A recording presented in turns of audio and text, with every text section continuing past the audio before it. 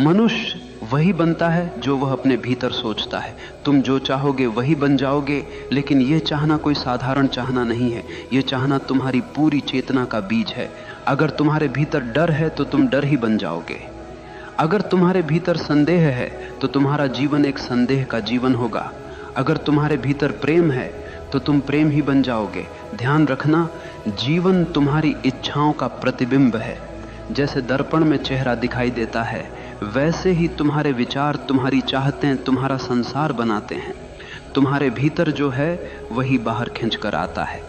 लोग सोचते हैं कि भाग्य कहीं बाहर से आता है। नहीं, भाग्य तुम्हारी अपनी चाह का परिणाम है।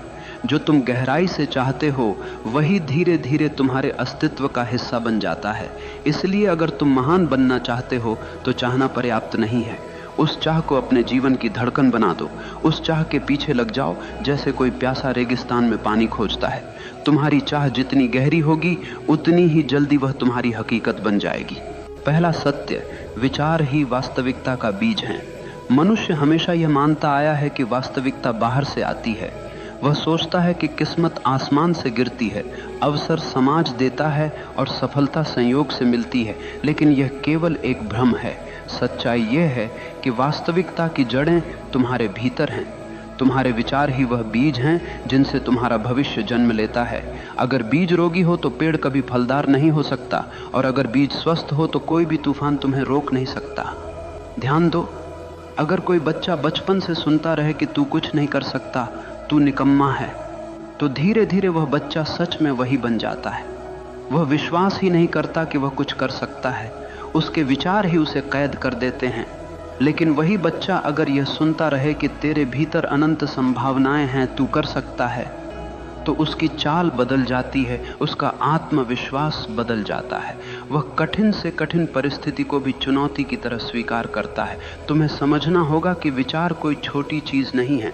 विचार ऊर्जा है, और यह ऊर्जा निरंतर तुम्हारी आभा, तुम्हारी भाषा, तुम्हारे निर्णय और तुम्हारी यात्रा को आकार देती है। तुम्हारे विचार तुम्हें या तो कैदी बना सकते हैं या मुक्त कर सकते हैं। अगर तुम्हारे विचार संदेह, भय और हीनता से भरे हैं तो तुम चाहे कितनी भी कोशिश कर लो, तुम्हारा जीवन बार बार वहीं लौटेगा जहां से चला था।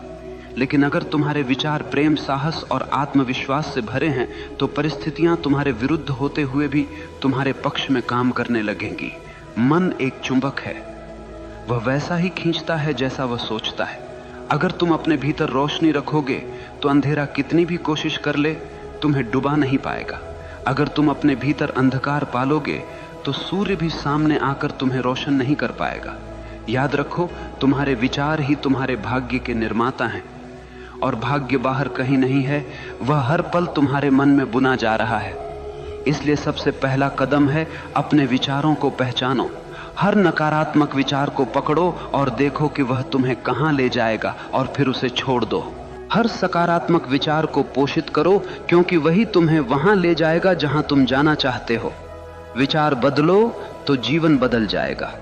विचार ऊंचे रखो तो जीवन ऊंचाइयों तक पहुंचेगा, और अगर विचार गहरे हों तो जीवन भी गहराई पा जाएगा। दूसरा सत्य, चाहत केवल सोचना नहीं, जीना है। लोग कहते हैं, मैं यह बनना चाहता हूं, मैं वो करना चाहता हूं, लेकिन उनकी चाहत केवल शब्दों तक सीमित रहती है। वह चाहत इतनी हल्की होती है कि पहला ही तूफान उसे उड़ा ले जाता है। ध्यान रखना, सच्ची चाहत सिर्फ सोचने का नाम नहीं है, वह जीने का नाम है।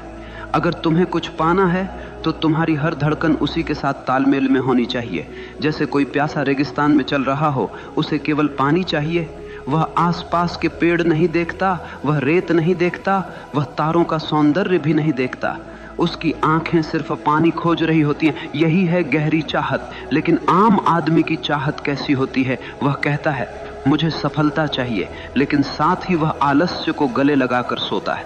वह कहता है, मुझे ज्ञान चाहिए, लेकिन वह घंटों फालतू की क्रियाओं और गलत सोच में डूबा रहता है। वह कहता है, मुझे आत्मा की शांति चाहिए, लेकिन उसकी आदतें शांति के विपरीत हैं। तो यह चाहत नहीं है, ये केवल कल्पना है। सच्ची चाहत तब होती है जब तुम्हारा पूरा अस्तित्व उसी दिशा में लग जाए। तुम्हारी सांसें, तुम्हारा रक्त, तुम्हारी आंखें, तुम्हारा सोचना, तुम्हारा चलना, सब कुछ उसी की तरफ बढ़ने लगे। तब दुनिया की कोई ताकत तुम्हें रोक नहीं सकती। गौर करना, जिन्होंने इतिहास बदला उनकी चाहतें साधारण नहीं थीं। बुद्ध ने केवल सत्य की चाहत की और उसी चाहत ने उन्हें राजमहलों से जंगल तक पहुंचा दिया। एडिसन ने केवल रोशनी की चाहत की और उसी चाहत ने अंधेरे में बल्ब जला दिया। गांधी ने केवल स्वतंत्रता की चाहत की और उसी चाहत ने साम्राज्य को हिला दिया। तुम जो चाहोगे वही बन जाओगे, लेकिन वह चाह इतनी गहरी होनी चाहिए कि तुम्हारा पूरा जीवन उसका गवाह बन जाए।